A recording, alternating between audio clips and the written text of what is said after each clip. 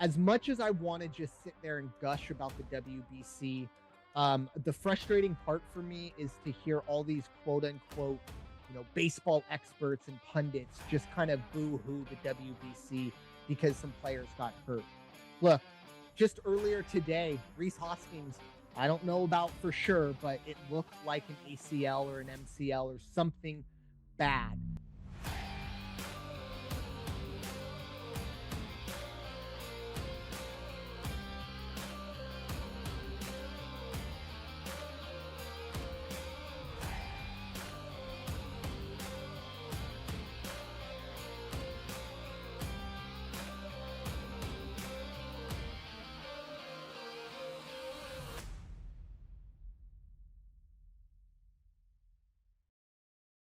What is up, everyone? Brandon First, aka First Report, representing the First Off the Bench podcast network. Everyone comes off the bench.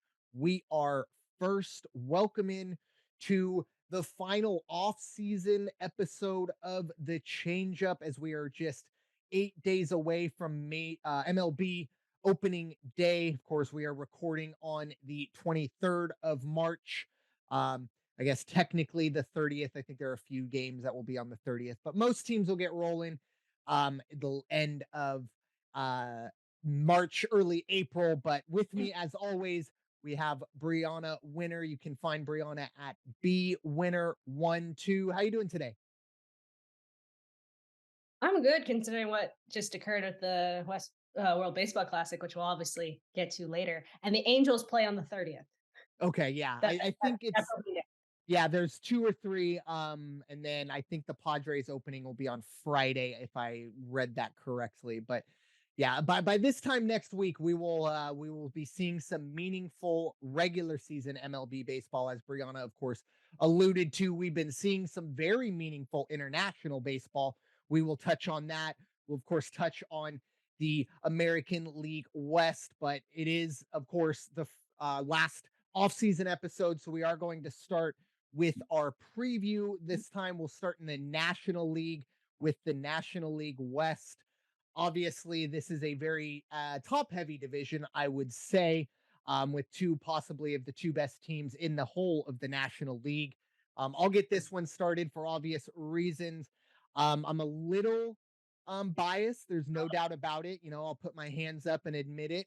But at the same time, I think the Padres are not only the best team in the National League West, I think they are the best team in the National League when they get fully healthy and Joe Musgrove is back and Fernando Tatis is back from suspension. And, hopefully by mid May, this team will be fully healthy and we'll be able to see all these teams fully get rolling. But like I said, I think the Padres they end up number one. They maybe the best team in the whole of the National League after the Xander Bogaerts signing this past offseason. Obviously, number two, you got to bring up the Dodgers. In this situation, I will say we touched on it a few weeks ago, but it's been a kind of an oddly quiet offseason for the Dodgers. Haven't made the big splash that it seems like they make every offseason. Maybe looking ahead to next offseason, but I won't get into that. But it was very quiet for them. I still expect the Dodgers to make the wild card. Probably going to be the fourth best team, at least seeding wise. I don't think record wise. I think they'll be probably the second or third best team in the National League record wise. But with the way the playoffs are set up, they're going to get that wild card spot, that four seed. Yes, that four seed, excuse me. And in third place, I expect the Giants to keep going. This is a team that they had a 24-hour span where they thought they had Aaron Judge. That didn't happen, and then they had about almost a full week. It felt like they were dealing with the Carlos Correa saga. Didn't get him either. Look, I think the Giants are just too reliant on their starting pitchers and a really old lineup. Let's be honest, this is a veteran team, which is fine, but I really just don't think they have enough to compete with the Padres and Dodgers as a whole. I do expect the Diamondbacks to finish in fourth place. Look, they're getting better from a few years ago where they won, it seemed like 100 or where they lost 120 games. It wasn't that dramatic, but they did not have a very good season. They are getting better. However, I still think they have a long way to go in this division. And of course, you have the Colorado Rockies, who I expect to finish at the end The biggest offseason story for the Rockies was their owner essentially crying that the Padres are spending money. Padres and other teams are spending money. He was very upset that there are other owners that actually are spending money and want to win. And yeah, that was their biggest story of the offseason. So I'm slotting them into last place. I love Bud Black. I think he's a fantastic manager, but there's only so much you can do with. Look, I love Chris Bryant. He played baseball or college ball about a mile, 2 miles from where I'm sitting right now, but it's baseball. You can't have one player carry the entire load. So, yeah, once again, give me the Padres, Dodgers, Giants, Diamondbacks, and the Rockies. Brianna, what are your picks for the predicted order in the National League West? So I'm gonna go backwards. Oh, okay. That works. But I'm gonna go backwards. So honestly, yes, Arizona has done quite well in off seasons. They're getting better, but I do not see them leaving fifth. Honestly, I don't see them leaving fifth because you got to remember Coors Field is very hard to play at, especially for pitchers. So that's why I'm keeping Colorado in fourth at the moment. Granted, this could drop. This could change somewhere through the season, and I don't believe in either of these teams. Yeah, I don't think you're not putting them higher than third, essentially. No. And even if I am in the state of Diamondbacks, Yeah. I do not see them leaving fifth. They can get fourth, but I honestly do not see them leaving fifth. Giants, I agree with wholeheartedly that they're going to be third. Now, look, It's all good. I can't really tell you who's going to come out on top because it's going to be a toss up no matter what, depending on if people stay healthy. Like with the Yankees, they could potentially finish second or third in their division if they don't stay healthy. So that's why I can't exactly choose between the Dodgers and the Padres. Okay, You know let's play hypo.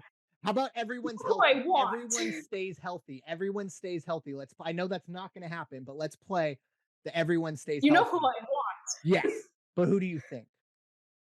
It's okay. You're not breaking my heart over here. I'm probably in the minority. I think most people are expecting the Dodgers to stay on top. But if everyone stays healthy, who do you think? If everyone stays healthy, I'm going to actually go with you. Oh, perfect. Even better. But Perfect. like I said, it's all going to be dependent on one, Yeah, staying healthy, two, suspension,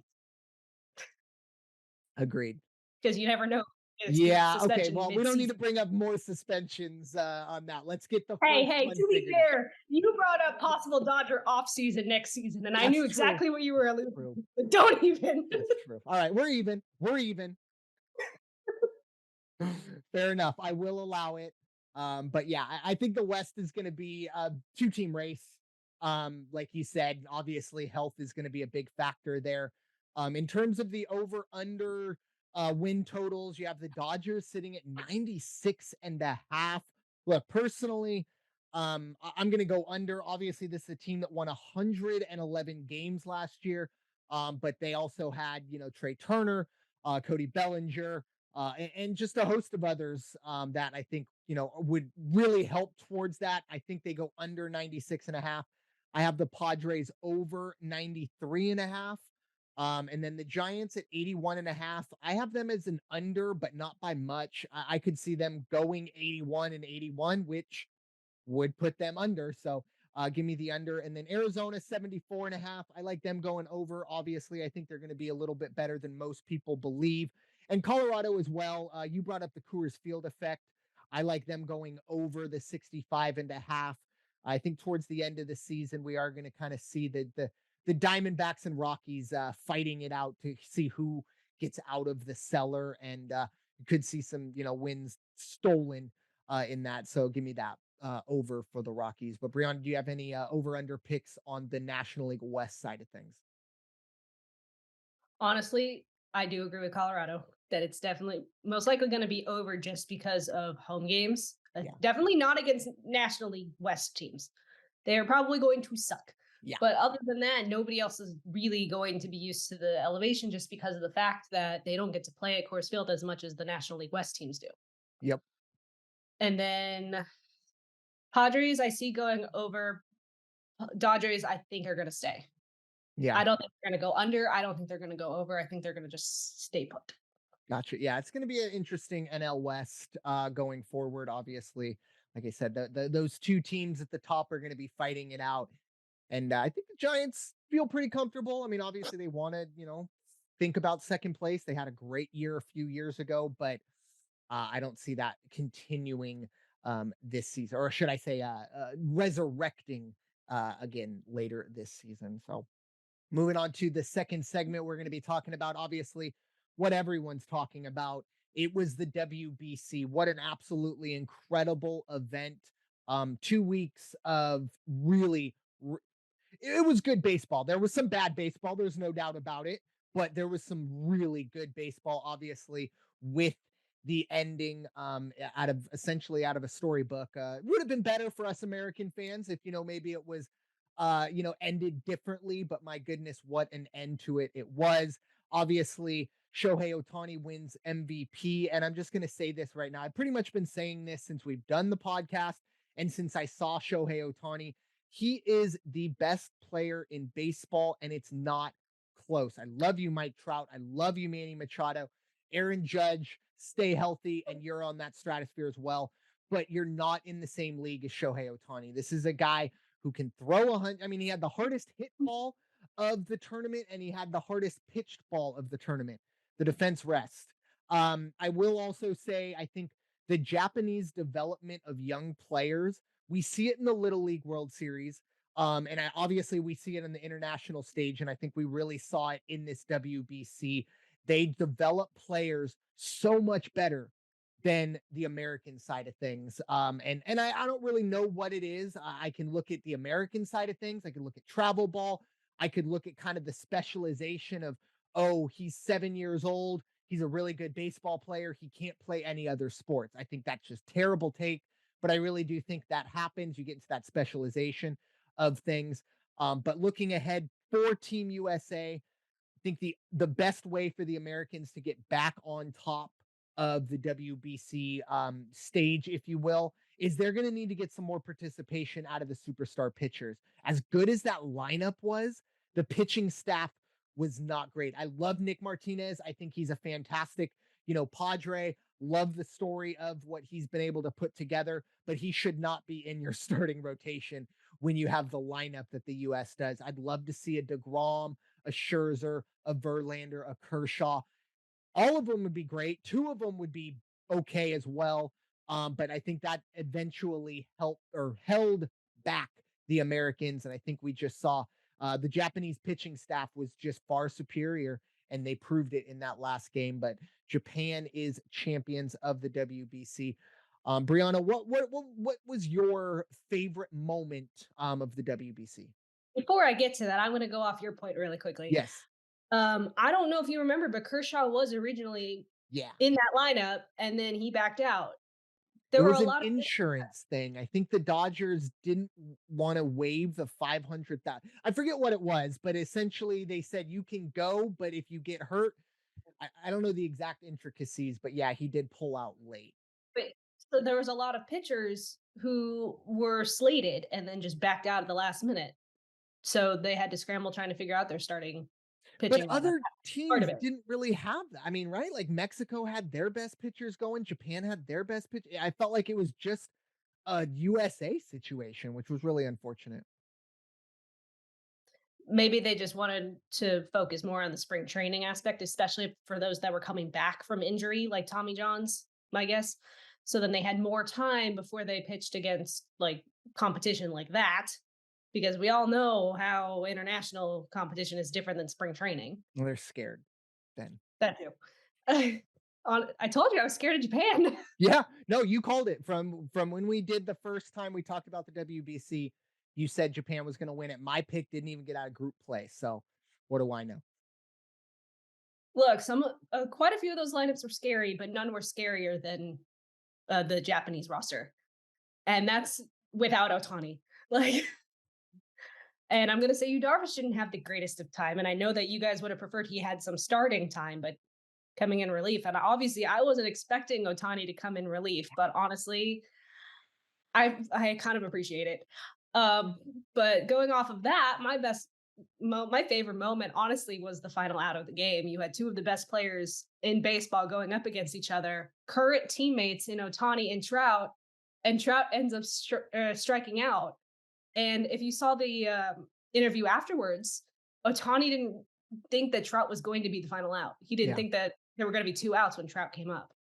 So Otani was just as surprised and then struck him out on the what was it? Sinker It was a low slider, I think, slider. 3-2 slider. Incredible pitch. But yeah, so After that's my favorite moment. yeah, I think you're probably a majority of people, that's what we're going to remember. As an Angel fan, though, that is Definitely, definitely my favorite. definitely. I mean, the 2 fastballs that Trout got, were both at 100, and both were, obviously, besides the miles per hour, they were very hittable pitches, very much in the zone, and that 3-2 He was just slider. I know he was just underneath that second one too. Yeah, Like, if you looked at the replay, mhm. he was just right under it. Well, and then also for Ohtani to essentially throw 2 fastballs right by Trout, and for him then to go, "You know what? 3-2, I'm going slider." That shows some cojones, and Shohei didn't change my mind. Didn't really matter what happened in the WBC in my mind. He is the best player of this generation, and I think probably ever. He just has an unfair advantage. He can do things that most people didn't, and I know we call him the modern day Babe Ruth, but Babe Ruth only pitched for 2 years. Once they looked and went, "Whoa, this guy can hit," get him off the mound. That's not the case with Ohtani. They want to use him in all situations. I cheated for the best moment because I couldn't really. I mean, I did pick, but I picked five. Because like I said, I cheated, unfortunately. But we talked about number five last week. It was Duque Hebert. I probably absolutely demolished that name, and I do apologize. But he was, of course, the Nicaraguan pitcher who struck out Soto, J Rod, and Rafi Devers.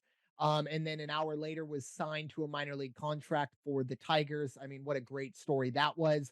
I thought fourth was the Czech Republic beating China, a team of essentially guys with day jobs taking down. Now, China is not a very good team, but still to beat essentially professional players. Now, they're not in the majors, but they're playing in Korea, they're playing in Taipei, they're playing in Japan. For the Czech Republic to go out and get a win over China, I thought that was great. Not only My that, one of them struck out Ohtani. well, that don't spoil it just yet. Yes, Oh, I definitely. didn't know! Yeah, that's okay. Number three, I have as Mexico versus Japan, the semifinal walk off. Hats off to Mexico. I was very wrong about the Dominican Republic. I thought they were going to win it all. Very wrong, but I did kind of one of the teams I said, keep an eye on was Mexico, I and thought they were they gonna win that game. yeah, they essentially, well, there were no outs when they walk off, but they were 3 outs away from eliminating the eventual world champ for Mexico. What a fantastic performance from Mexico, but also a fantastic game. Mexico versus Japan. What a fantastic atmosphere and a fantastic ending to that semifinal. Number two is Otani striking out Trout to end the WBC. But for me, it is number one, it's the electrician. And here's another name I'm going to absolutely butcher. Andre Satora. He strikes out Shohei Ohtani on a 72-mile-an-hour changeup. And I think that's what's great about baseball, right? And I was talking to one of my buddies about this, and he's not a huge baseball fan. And he kind of looked at me and he goes, "Well, essentially an electrician struck out the best baseball player in the world. Like, that's not a good look for baseball." I say that's actually false. I think it's a fantastic look for these guys, and obviously for Satoria, or excuse me, however it is pronounced. That is something. I mean, he will tell his grandchildren about, and even with the Czech Republic not being a huge baseball crazed country, they know who Shohei Ohtani is over there. It's essentially, you know, uh, Lionel Messi getting put on his rear end by a Sunday league player, if you want to look at it from a soccer point of view. But I thought that was, for me, the best moment of the tournament, was seeing that kind of exchange between the best player in all of baseball and maybe ever. It just shows that baseball, no matter what, still a game of failure. Even when you are as good as Shohei Ohtani, it doesn't matter. You could go up against somebody like that, and I don't want to say made a fool of, but it was not the prettiest swing Shohei Ohtani will ever want to look at. But Those were mine, He's fantastic. constantly swinging for the fences, okay? Oh yeah, but and I He was do think swinging for you the fence. when you deal with, and this isn't a knock on Otani, this is more a pat on the back to the Czech team and the Czech Satoria who got the job done. But I think also, when you're Shohei Ohtani, you're seeing 95 plus all season. Even in the WBC, you're probably seeing the best pitchers. So yeah, when you see 72 miles an hour, that timing, that's tough to get used to. I'm pretty sure if Otani gets 2 or 3 more at bats against him, he's probably taking him deep, but not in that situation. That for me was my number one moment in the WBC. But moving on to the winner's circle, obviously, as we get closer to the season beginning, not a whole lot of news to break down, but Brianna, the floor is yours. There isn't, but I'm gonna say this: the Czech Republic earned a lot of respect from 100%. not only Japan but every other team that was in that tournament. It just goes to show that the love of the game trumps everything. Like everybody has this connection to the sport, and no matter if you've got a day job or you're a professional baseball player, if you just play against any of these guys, you're going to be like in awe, and you're going to have respect for every single person. And just for the Czech Republic to get to where they were is a feat in and of itself. Agreed. Same thing with Great Britain, if you could call it that. Uh, Except for the uniforms. My goodness. I want to give Great Britain so much more credit, but those uniforms, oh, anyways. I don't think they were expecting to get there. But still, you had to. I I mean, know. goodness gracious. Anyways, I don't don't know if want to you get saw mad. the meme. I don't know if you saw the memes where it was like, "We're gonna give Great Britain a T." Yeah, yeah, because the T fell off, and it was like, what, the what is it, Arial font? It's like they just typed out Great Britain in Arial font and put it on a jersey. Ugh. Anyways, I don't want to get negative with it, but that's the only reason I didn't bring up Great Britain. Up your uniform game. Anyways, Look, the team was fine. Although you gotta learn how to respect the U.S. in sports that you don't normally play. Mhm. Like soccer, like when it comes to soccer, I understand that you were like, "Oh, we're gonna beat you guys to a pulp," but you got to remember, our baseball team had like the greatest lineup of all time, Mhm. and you're still gonna do that. Yes, you took a 1-0 lead and held it for like 3 innings, but after that, you got demolished. Yeah. Don't badmouth a country whose pastime is baseball. Amen. I had to get that out because I don't know if you saw the videos that I had sent you. Yeah, there was goodness gracious. I don't know what to Okay, say. okay, going back. So obviously, Angels have already announced who their opening day starter was going to be in Otani. They announced that a month ago. They're going to be starting off with the A's on the 30th. Now, granted, the A's have not named their starter yet for opening day. I don't think they've even announced, like, I don't even think they know who their starting five are, pitching wise. But hey, I was right about who their number two was, and I'm gonna say kudos to you, Sandoval, for doing what you did for Team Mexico. Agreed. Like you pitched your, I want to say it, but I'm gonna Do say it it. because I'm I'm gonna probably say, gonna curse later. So huh? You said you are? I might curse. I'm not gonna do it. Yeah, all You right, fair pitched your enough. butt off There you go. against, we think team, if we remember correctly, Team Japan, and Mhm. that's not easy. No. Honestly, you deserve that number two spot on the Angels starting lineup. You deserve it.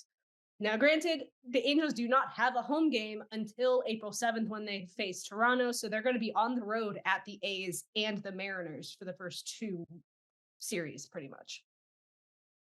That's pretty much all I've got, obviously, since it's just spring training and season hasn't actually started yet. Yeah, and obviously, majority of the big news makers for the Angels we kind of just talked about, right? Trout and Otani, They even were all in the Sandoval. what?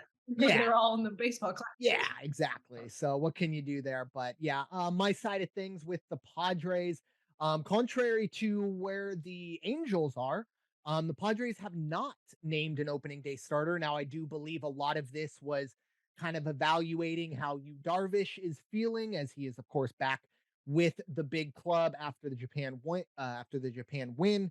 And he didn't really start. I don't know about early, but in terms of like the knockout stages or the tournament style, the single elimination. He did not start. He, of course, was the eighth inning guy before Ohtani in the He didn't start at championship all. game.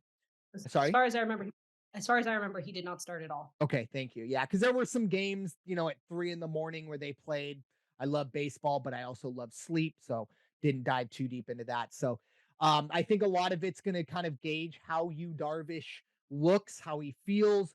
My guess, I think, just play it safe. I would think you'd see Blake Snell get that call, obviously, with also Joe Musgrove still a little banged up. There is some talk that he could make the opening day roster. But with a broken toe, with the amount of depth the Padres have pitching wise, I think you kind of take it slow on him. I could see Blake Snell getting kind of that call with Yu Darvish being the number 2, but nothing in set in stone just yet. I will say, looking kind of at the way the roster is probably going to shake out, at least the 26-man roster, the big league roster. I do have a little bit of concerns with kind of platooning DHs. You have a situation where both Nelson Cruz and Matt Carpenter are probably going to make this team as essentially DH only guys. Matt Carpenter maybe plays a little first, but ideally these two guys are going to be DHs. That's kind of a unfortunate loss of a roster spot, not a huge amount of depth. We'll see how that goes. But we will obviously get some sort of it'll get figured out within 20 games when Tatis comes back, and that's essentially to my next question: is who is going to play left field for the first 20 games or so, left field or right field, depending on where you want to put Soto. But I think there's plenty of options until Tatis comes back, which will be April 20th.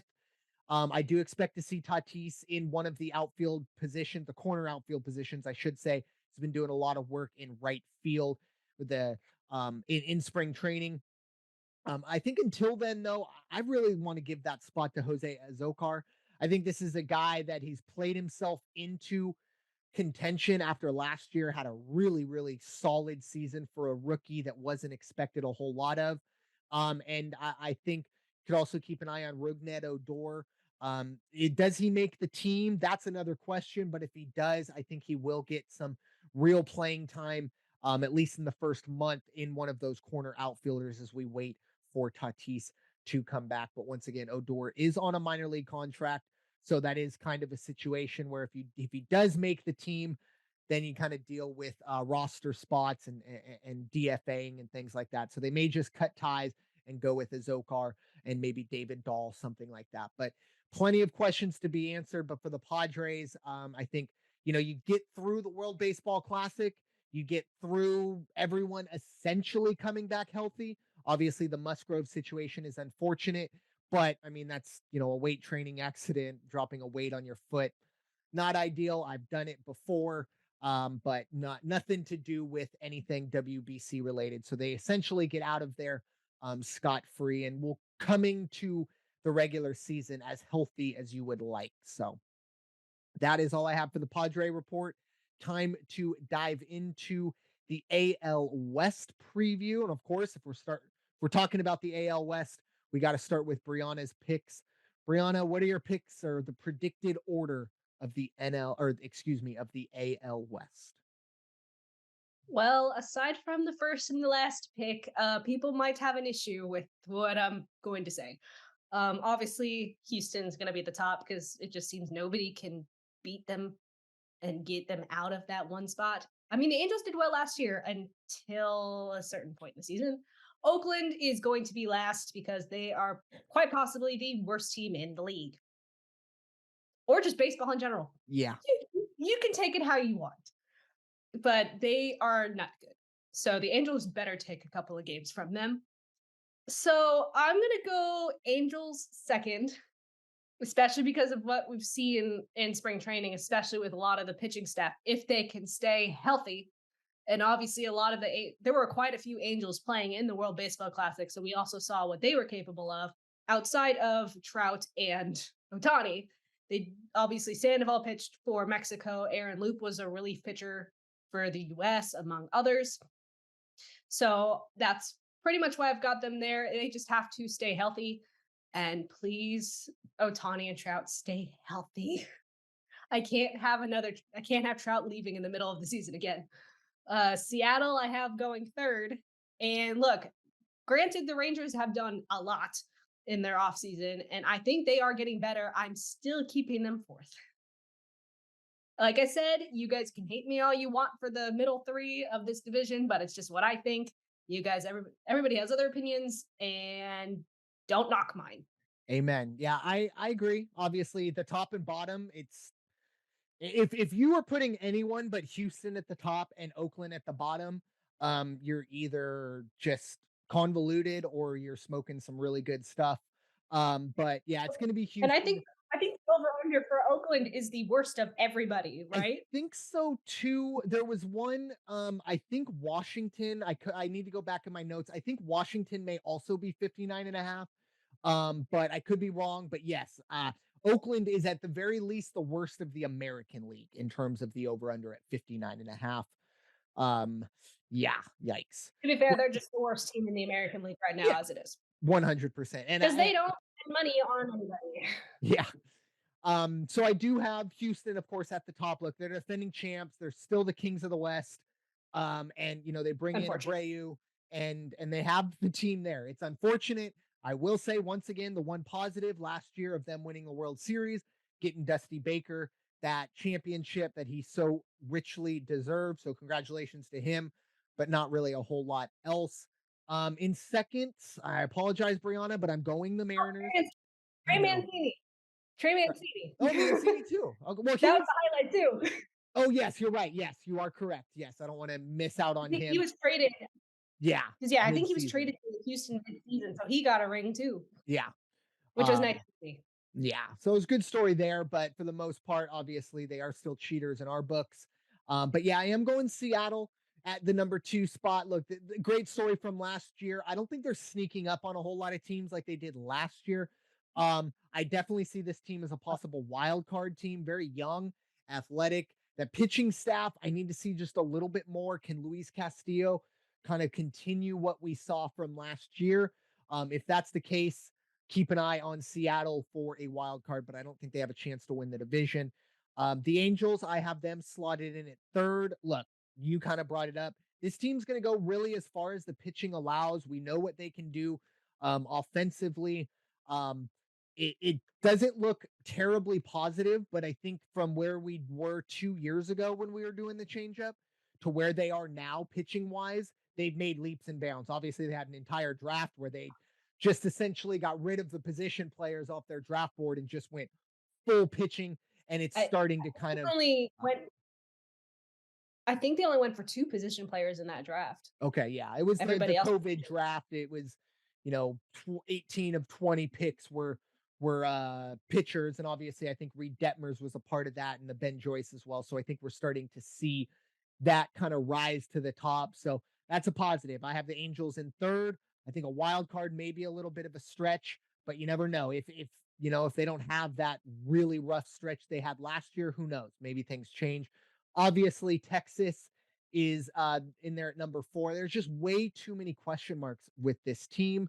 Obviously, they bring in Jacob DeGrom, which is great, but he's already dealing with injury situation. It's almost midseason form for him. So can he stay healthy? Can Marcus Simeon return to kind of the reason why he became the highest paid second baseman in Major League Baseball history? And Corey Seager had a good year last year, but is that enough? Is he good enough to kind of be the star of the show of a playoff team? He was the star of the show last year. They didn't make the playoffs. When he was on the Dodgers, I don't want to say he was an afterthought, but he was not the first person you thought of looking at that lineup. So can he kind of be the main guy? And then for Oakland, look, John Fisher has a net worth of $2.3 billion. And I am never, ever going to tell anyone how to spend their money unless you're an owner of a major league team, franchise, I should say, not just baseball, really anything. This team is an abomination because of what John Fisher has refused to do. Now, look, Moneyball, one of my favorite books ever. Thought it was a great story, but really it goes to the fact that this guy refuses to spend any money. and you're worth $2.3 billion. Either spend some money or sell the team. The only real relevant question for the A's this year is how long until it's announced they're in Vegas? Because they're not going to stay. They can't. And I know there's a lot of talk about possibly a stadium being built there. How can you be a taxpayer in the Fair. city of Oakland and want to build this person a stadium? So I don't know. I think baseball needs to look at 5 or 6 owners and essentially tell them, here comes my cursing, but shit or get off the pot. If you're gonna be an owner of a major league baseball team, spend some money. I'm not asking you to be Steve Cohen and drop $800 million, but you need to have more than a whatever $35 million payroll. That it's an absolute disgrace to the game of baseball and really to your fan base, which is the Oakland A's fan base is very loyal. They've had to go through a lot of BS to get here. Obviously, the late 80s, early 90s, they were a powerhouse, but that was before money was really being thrown around. The A's, they're a joke, and I root against them actively, not because of anything other than the owner. I want him to be forced to sell the team, but Brianna did, of course, kind of allude to the season win total over unders. Oakland 59.5 as we work our way up. And then Texas and the Angels both at 81.5. I have both of those going under. I apologize. I have Seattle at 86.5. Under there as well, and 97.5 for Houston. I think they go over. I just think they're going to just feast on not just the American League West teams, but the American League as a whole. It's going to be really interesting to see how many wins Houston gets. I mean, they won, I think, 106 last year. I could see them getting closer to 110 this year. So that's easily an over there. But yes, I do have under for the A's at 59.5, by the way. I once again actively rooting against this team only because of John Fisher and his inability to spend any money. But Brianna, any thoughts on the season win total over under for the AL West teams? No, but I'm just gonna say something about the A's. Mhm. First, where on earth is that stadium? Would that stadium go in Los Oh, in Angeles? Vegas? Oh, they'll figure it out. Trust me. They'll It figure it might out. not be on the Like strip, but they'll find somewhere. they'll find somewhere. And Mhm. my guess, none of the players even want to be there. I mean, So why at would this you? point, he's just got a bunch of angry players, angry fan base. He's got to do something. But see, he doesn't. He owns the He team. knew. I mean, in our minds, yes, he has to do something, but does he really? I mean, that's the hard part. That's the frustrating part. And of course, You're Uncle not going to Rob, win anything if he doesn't. he doesn't care. He'll take the profits and he'll run home. I mean, this is a guy, I did a little bit of research on him. This is I don't want to say trust fund baby, but he's the son or he's the offspring of the Go ahead Gap and just say it. Trust fund baby. trust fund. Okay, fair enough. He's Go ahead and essentially say the it. offspring of the Gap, the clothing store. I believe I'm not a Gap shopper, but I'm pretty sure it's a clothing Yeah, store. Yeah. So, he's essentially been given all this money. Now, I guess hats off to him for not being, or for somewhat being fiscally responsible, but I don't think owning a baseball team, once again, $2.3 billion is this man's net worth. And the payroll is close to 30 million, 35 million. It's a joke. And everything bad that happens outside of injuries or any catastrophic things, they deserve, period. And like you said, if you're a Major League Baseball player, you can't stand to play home games. The Coliseum is old, dilapidated. I'm sure at one point it was a great stadium. It is not even close to being a good stadium right now. And how can you, get players in or get people excited? It's a disgrace, and I hope he's forced to sell the team at some point. But at the same time, I didn't want to bring him up, but I'm forced to. Uncle Rob is never going to mess with the status quo. This is a man who is afraid of his own shadow when it comes to the owners because he is essentially being the only people that actually like Rob Manfred are the people who control his job, and that's the MLB owners. So, that was a little bit of a rant, but anyways, um, Well, going off of Manfred though, because I just remembered, I don't know specifically, but I know that they are tweaking now that they've talked to the players and everything, they are tweaking the pitch clock rule Yeah. I to didn't allow dive. some delays. Yeah, I didn't dive too deep into it. I did see that headline, and to be honest, the last 2 weeks of baseball, or at least the WBC, I've kind of engrossed myself in. I had COVID last week, so I had to watch, or I didn't have to, but I watched a lot of the WBC when it was kind of 4 or 5 games a day. And it was great. And I didn't, once I saw that article, I didn't want to read it because there was a chance I was just going to get frustrated again. But I do think we'll dive into that probably next week, when the season gets rolling. And I think it's needed because, it's hard to, like, I saw one where a guy felt a ball off his foot and he just has 7 seconds to get back in. Like, come on. Like, we have to draw a line. There has to be a little bit of gray area. Now, believe me, I don't want Angel Hernandez or Joe West. Oh, actually, Joe West is gone, but Angel Hernandez or any of these other subpar umpires to have any gray area at all. But at the same time, there does need to be some tweaking. And at the very least, I'm glad that they are open to kind of, fixing this situation, and hopefully finding a happy medium because, yeah, okay, I think there does need to be a bit of a pitch clock. But what a lot of people don't realize is there's been a pitch clock for the last 10 years. It just hasn't been enforced. So that's the other part of it. But yeah, that was a whole nother tangent. But hopefully that does get kind of worked out. So final Yeah, thoughts, that's pretty much all Brianna. I got. Yeah, final thoughts for this episode of The Change Up. The final off season, the long winter has ended. I am very glad that the long winter has ended. Now let's see how these rules are going to have any effect on mid-season Yeah. competition. Because and Johnny Cueto, I want to see what Johnny Cueto's going to do. I feel like he's gonna like start his windup as the batter is like getting himself set. He gives himself 15 seconds to do his stall and his kind of weird thing. But I think it was one of the Astros pitchers. It was either Valdez, and his other or Garcia. He had to also change his kind of weird kind of quick pitch, and he does the 2 or 3 pumps, blah blah blah. Yeah, there's going to definitely be some adjustments going on. But my final thoughts, look, as much as I want to just sit there and gush about the WBC, the frustrating part for me is to hear all these quote unquote, baseball experts and pundits just kind of boo hoo the WBC because some players got hurt. Look, just earlier today, Reese Hoskins, I don't know about for sure, but it looked like an ACL or an MCL or something bad. And that was in a spring training game that had zero to do with that. We, of course, saw Gavin Lux blow his ACL out in the middle of a spring training game. Injuries happen. Joe Musgrove broke a toe lifting weights.